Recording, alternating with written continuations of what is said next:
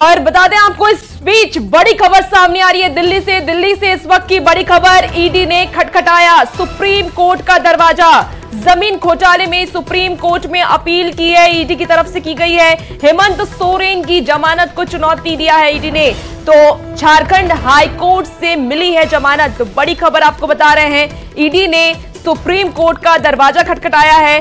जमीन घोटाले में सुप्रीम कोर्ट में अपील और हेमंत सोरेन की जमानत को चुनौती दिया है ईडी ने। तो झारखंड हाई कोर्ट से मिली थी हेमंत सोरेन को जमानत। और ज्यादा जानकारी के लिए दिल्ली से हमारे संवाददाता सुशील पांडे फोन लाइन पर हमारे साथ जुड़ चुके हैं। सुशील, देखिए, ईडी ने अब सुप्रीम कोर्ट का दरवाजा खटखटाया है, क्या कुछ अपडेट है फिलहाल?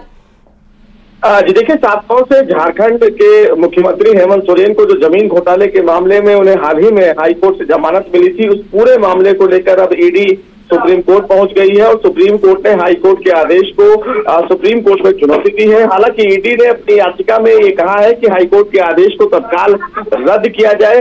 ईडी ने कहा है कि हाई कोर्ट की जो टिप्पणियां हैं इस पूरे मामले में हेमंत सोरेन को लेकर वो पक्षपातपूर्ण है और इसलिए जो टिप्पणी की गई हाई कोर्ट की वो सही नहीं है।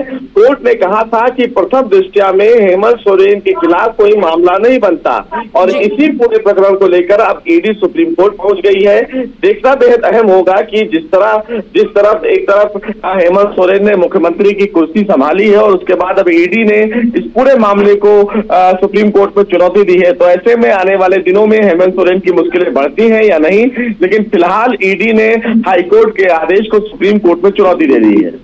जी बिल्कुल सुनील, और देखिए, आज ही हेमंत सोरेन ने माफ कीजिएगा, हेमंत सोरेन ने आज अपने मंत्रिमंडल का विस्तार किया है और मुख्यमंत्री पद की शपथ ले ली है। लेकिन अब क्योंकि ईडी की तरफ से एक बार फिर से सुप्रीम कोर्ट में कहा गया, दायर की गई है ये याचिका कि अब कार्रवाई की जाए, ईडी ने दरवाजा खटखटाया सुप्रीम कोर्ट का, तो क्या आने वाले दिनों में हेमंत सोरेन की मुश्किलें बढ़ सकती है? फिलहाल हेमंत सोरेन को हाईकोर्ट से जमानत मिली है। हाईकोर्ट ने तमाम तथ्यों को देखा है, परखा है और उस आधार पर जमानत उनको दी गई है। लेकिन ईडी ने सुप्रीम कोर्ट में जो अर्जी दाखिल की है उसमें हाईकोर्ट के आदेश पर सवाल खड़ा किया है और ये कहा है कि जब इस पूरे मामले में इन्वेस्टिगेशन चल रही है और इस पूरे मामले में हेमंत सोरेन एक्यूज है, तो ऐसे में हाईकोर्ट का ये कह देना कि इस पूरे मामले में प्रथम दृष्टया में हेमंत सोरेन के खिलाफ मामला नहीं बनता, वो जांच को कहीं ना कहीं भटका सकता है और इसीलिए ईडी सुप्रीम कोर्ट पहुंची है। लेकिन इस पूरे मामले में अगर देखा जाए तो राजनीति का भूचाल जरूर आएगा आने वाले दिनों में, क्योंकि इस पूरे मामले में लंबे समय से हेमंत सोरेन ने कहा है कि केवल राजनीतिक उठापटक की वजह से इस पूरे मामले को खींचा जा रहा है। बहुत बहुत शुक्रिया तमाम जानकारी के लिए।